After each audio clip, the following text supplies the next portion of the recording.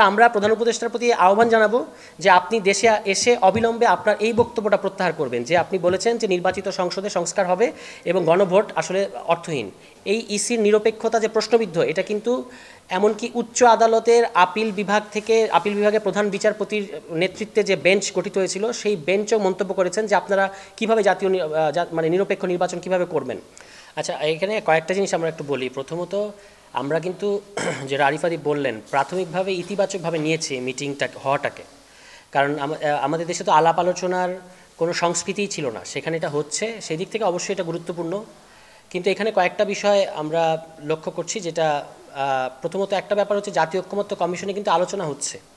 যে প্রশ্নগুলো আপনারা তুললেন যে জাতীয় ঐক্যমত্য কমিশনে এখন আলোচনা হচ্ছে, সেখানে আলোচনাটা হচ্ছে যে কি কি সংস্কার হবে এই প্রশ্নে দলগুলো এখন ঐক্যমত্যের পর্যায়ে আছে। দ্বিতীয় দফায় আসলে আলোচনা হবে যে কি পদ্ধতিতে আমরা সংস্কারগুলো বাস্তবায়ন করব। তো 6টা পদ্ধতির, আপনারা জানেন যে স্প্রেডশিট যেটা তারা দিয়েছে কমিশন, সেখানে 6টা পদ্ধতির কথা বলা আছে।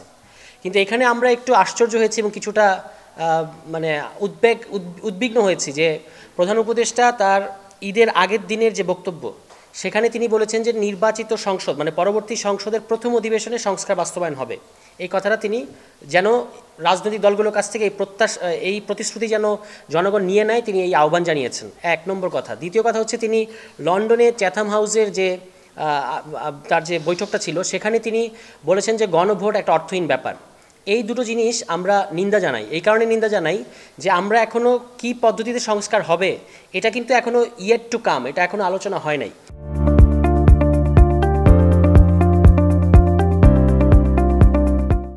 কিন্তু আপনি 6টা পদ্ধতির মধ্যে একটা পদ্ধতিকে ইতিমধ্যেই খারিজ করে দিচ্ছেন। এবং খেয়াল করতে হবে যে ডক্টর মোহাম্মদ ইউনূস কিন্তু শুধুমাত্র প্রধান উপদেষ্টা নন, তিনি জাতীয় ঐক্যমত্য কমিশনের সভাপতি।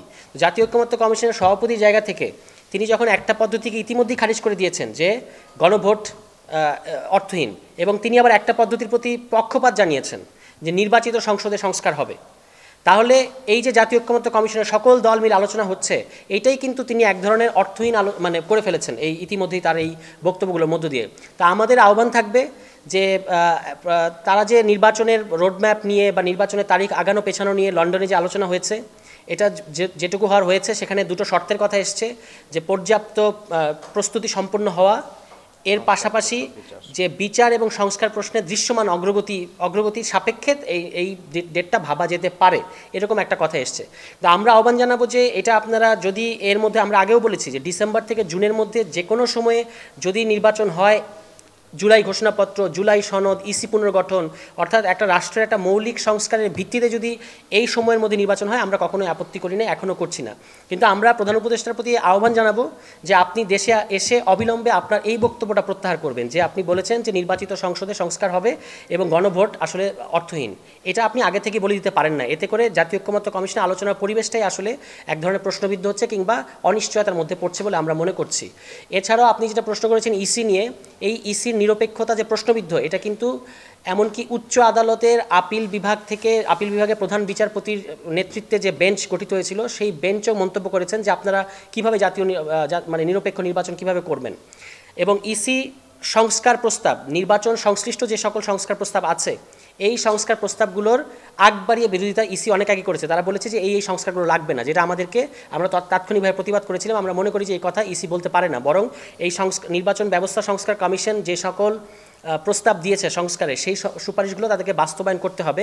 কোন কোন সংস্কারগুলো, এবং তার মধ্যে সরকার আবার কিছু জিনিসকে আশু বাস্তবায়নযোগ্য হিসেবে চিহ্নিত করেছে, তো সেগুলো বাস্তবায়ন হতে হবে। 2022 সালের এই কালাকানুন, যেটাকে তখন বিএনপি সহ সকল দল বলেছিল যে এটা একটা বাকশালী আইন, নির্বাচন কমিশনের আইনটা, এবং বিএনপির 31 দফা 7ম দফায় আছে যে তারা এই আইন সংস্কার করতে চায়। তাহলে এখন কি আমরা আশা করব যে আপনারা নির্বাচনে আগে একটা দল জয়ী হবে, তারপর তার সংসদে গিয়ে আপনি এই আইন সংশোধন করবেন, নাকি সংশোধিত আইনের ভিত্তিতে নির্বাচন হবে? এটা একটা গুরুত্বপূর্ণ প্রশ্ন। ফলে আমরা জুলাই ঘোষণাপত্র, জুলাই সনদ এবং ইসি পুনর্গঠন, এই তিনটাকে আমরা মৌলিক সংস্কার মনে করি, এবং বিচার ও সংস্কার প্রশ্নে এগুলোকে দৃশ্যমান অগ্রগতি মনে করি। এর সাপেক্ষে যদি ডিসেম্বর থেকে জুনের মধ্যে যে কোনো ডেট সকলে আলোচনা মিলে ঠিক করা যায়, সেটাতে আমাদের কখনো আপত্তি ছিল না, এখনও আপত্তি নাই। এবং আজকের মিটিংয়েও এটা কিন্তু কন্ডিশনাল। প্রধান উপদেষ্টা যে ফেব্রুয়ারির ব্যাপারে বিবেচনা করেছেন, এটা কিন্তু কন্ডিশনাল। ওই যে দুটো কন্ডিশনের কথা এসছে, ওই দুটো কন্ডিশনের উপর নির্ভর করবে।